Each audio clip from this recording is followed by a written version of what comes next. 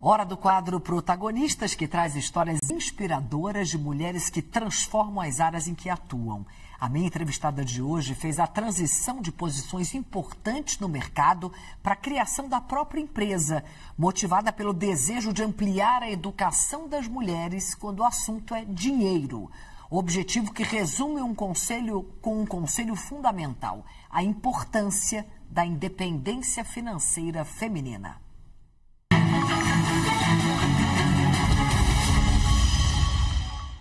A protagonista de hoje é Carolina Cavenaghi, fundadora e CEO da Fin4She, uma plataforma que conecta e impulsiona mulheres por meio de educação financeira, empregabilidade e liderança.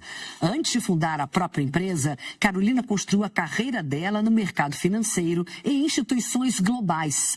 Ela também é a idealizadora do Women in Finance, o maior encontro de mulheres líderes do mercado financeiro, e foi reconhecida como uma das 50 mulheres de maior impacto da América Latina pela Bloomberg Linha. Carol, que bom você estar aqui com a gente. Obrigada por ter aceitado o meu convite. A primeira pergunta que eu faço é: quem é Carolina Cavenaghi? Obrigada, Cris. Estou super feliz de estar aqui, uma honra. Carolina Cavenaghi é uma mulher que nasceu no interior de São Paulo e tinha um sonho de mudar o mundo de alguma forma. Mas eu faço parte de uma geração que tinha que ser alguém na vida, que foi criada para ter um bom trabalho, ser independente financeiramente. Caí aqui em São Paulo, fui trabalhar no mercado financeiro, se passaram quase 2 décadas até que eu me tornei mãe de 2 meninos e resolvi resgatar aqueles sonhos daquela menina que tinha vontade de mudar o mundo. A Carolina Cavenaghi hoje, então, além de mãe do Tom e do Martim, ela é fundadora e CEO de uma empresa de impacto social com foco em gênero e independência financeira feminina, uma plataforma que já tem aí mais de 20 mil mulheres plugadas e tem o sonho de transformar o mundo através da independência financeira e do protagonismo feminino. Você, na maternidade, teve um ponto de virada na sua carreira. Queria que você explicasse melhor isso para a gente e, a partir desse momento, como você passou a enxergar trabalho, carreira e propósito? Eu sempre conto que na minha história eu me reinventei profissionalmente após a maternidade. Eu acho que por muitos anos eu vivi num ciclo automático. O mercado financeiro é um mercado que te dá muitas possibilidades, muito acesso a contato, a capital, a crescimento profissional. E eu acho que de certa forma eu estava num automático ali até que eu tive o meu segundo filho. O primeiro eu acho que eu voltei ali nesse automático meio que sem entender muito o que estava acontecendo.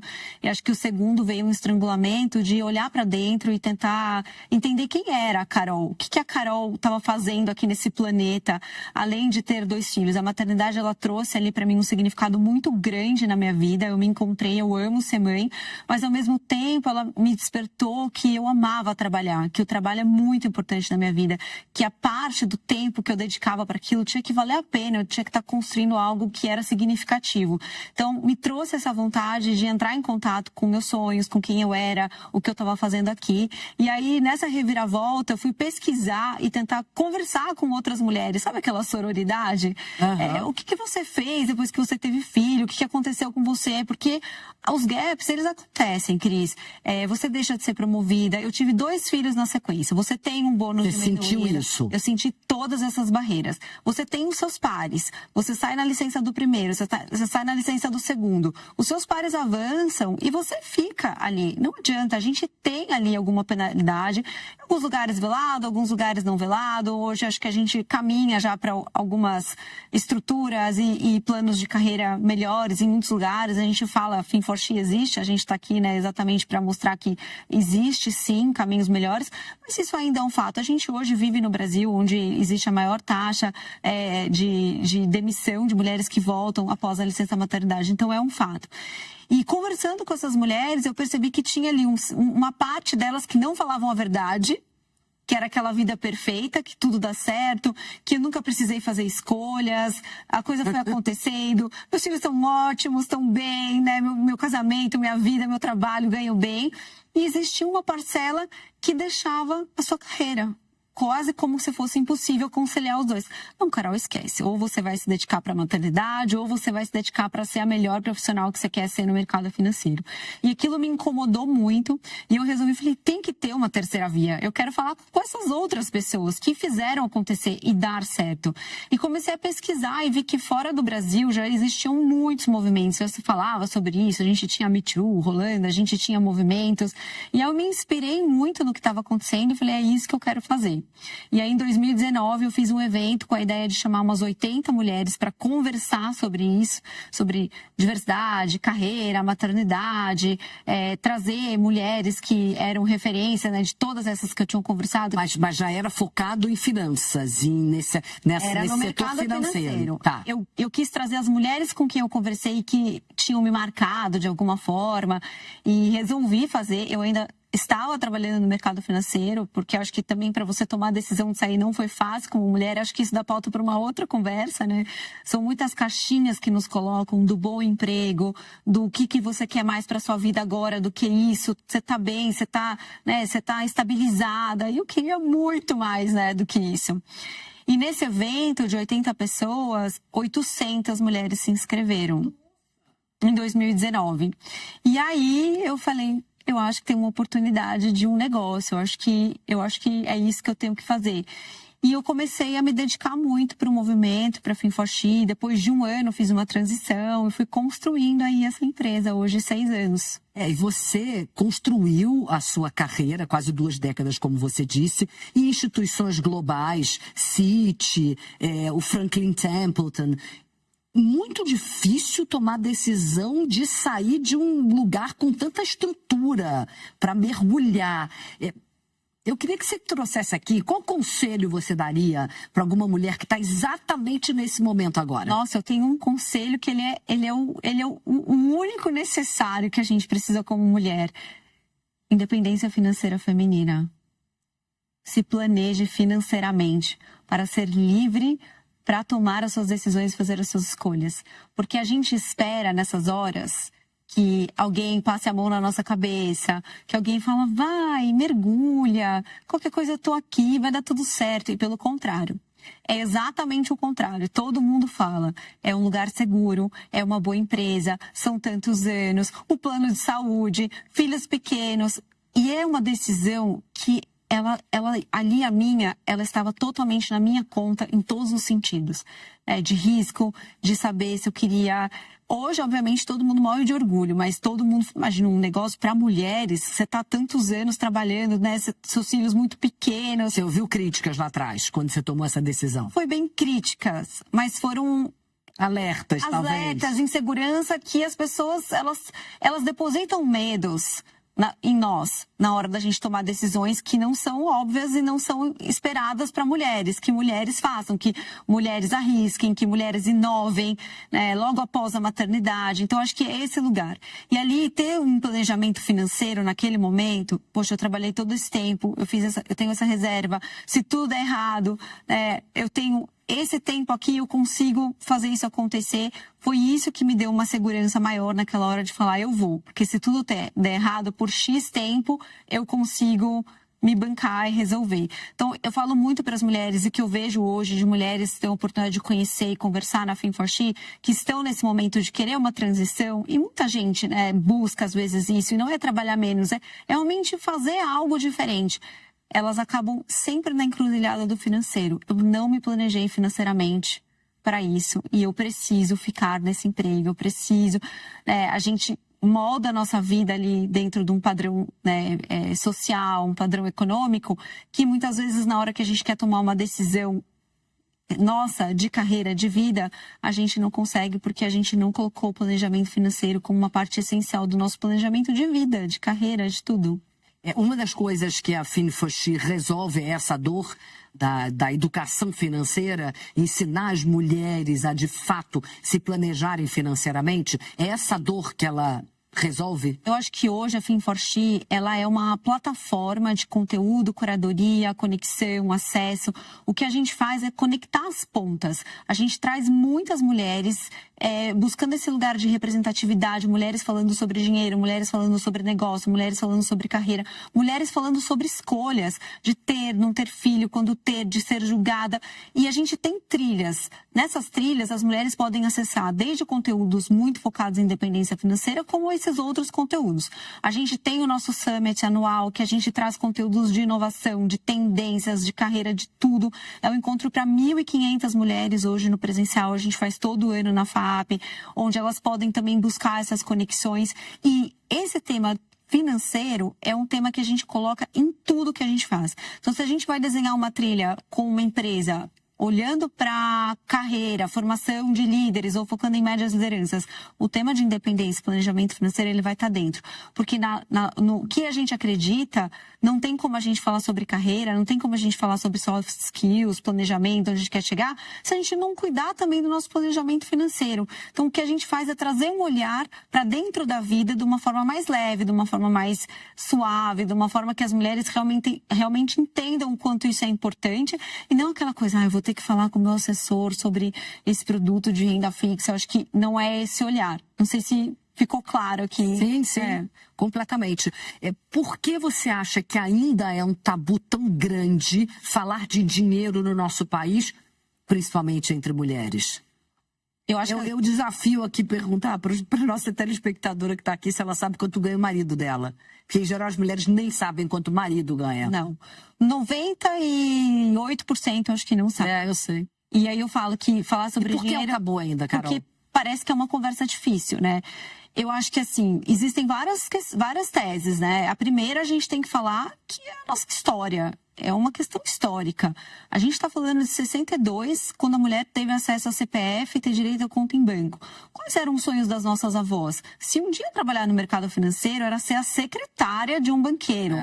74, a lei de igualdade de crédito. Quando eu fui começar a estudar tudo isso na Fin4She, eu falava, mas não é possível que minha mãe, minha avó, elas passaram por essa situação.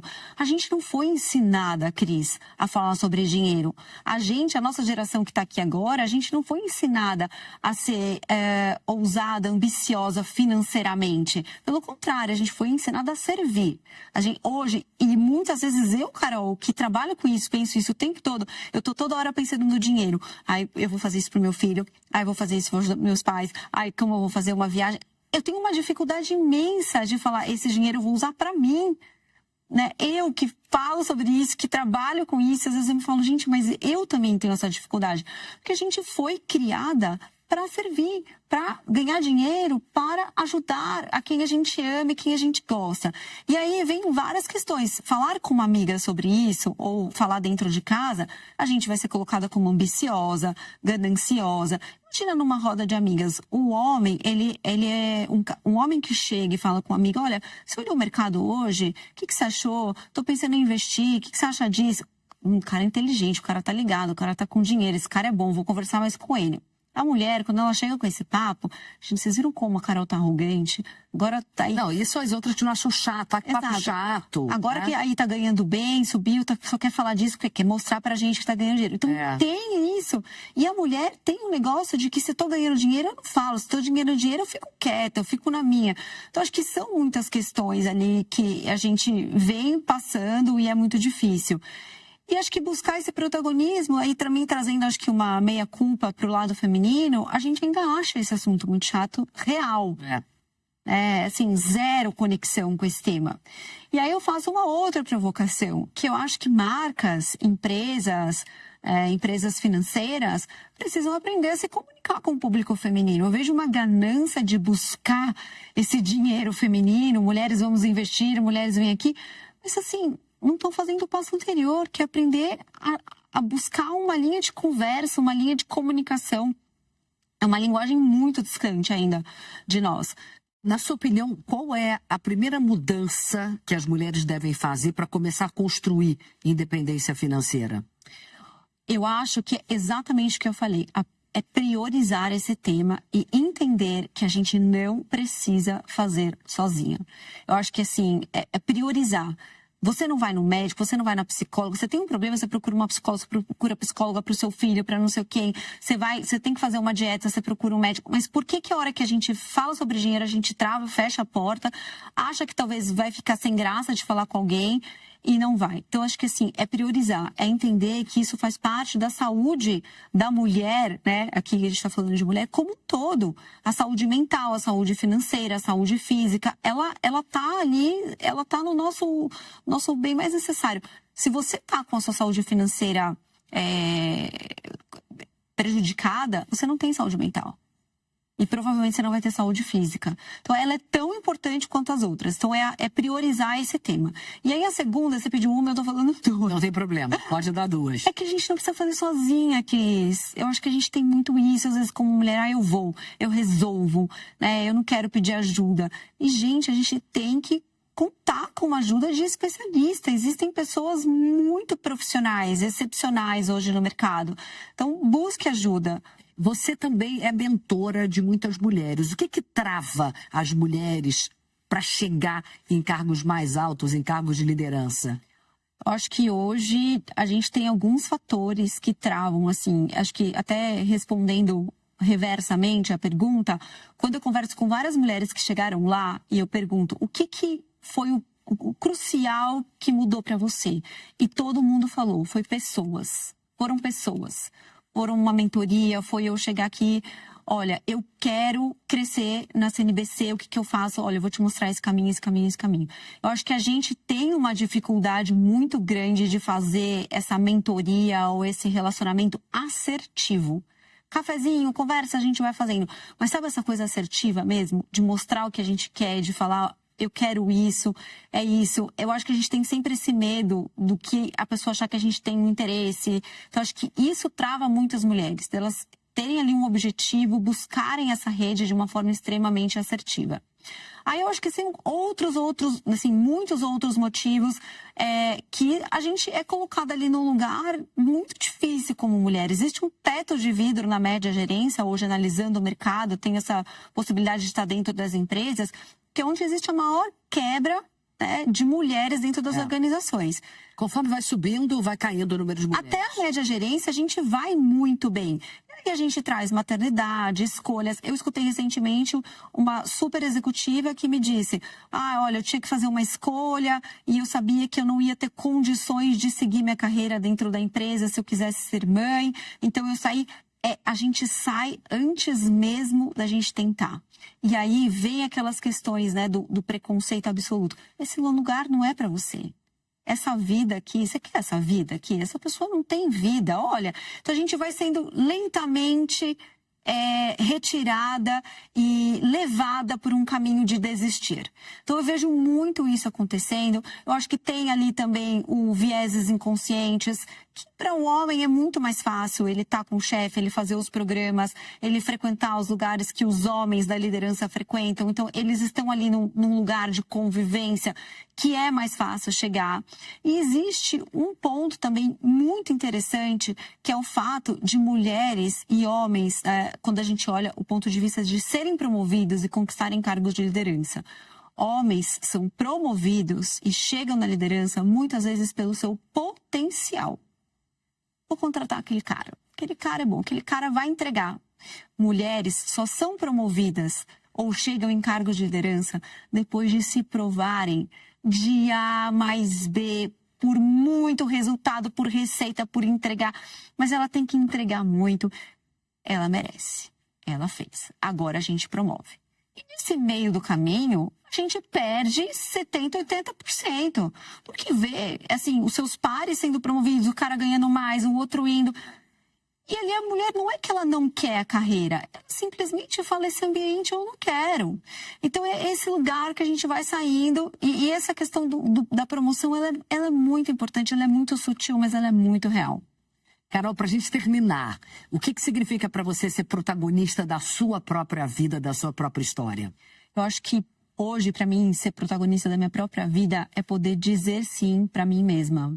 Eu acho que resume muita coisa. Isso está 100% ligado à independência financeira, a poder trabalhar com algo que eu acredito, que eu gosto, que me faz muito bem. Eu me sinto muito feliz e privilegiada por meu caminho ter me trazido até aqui. Muito obrigada. Prazer mesmo receber você aqui. Obrigada. Prazer.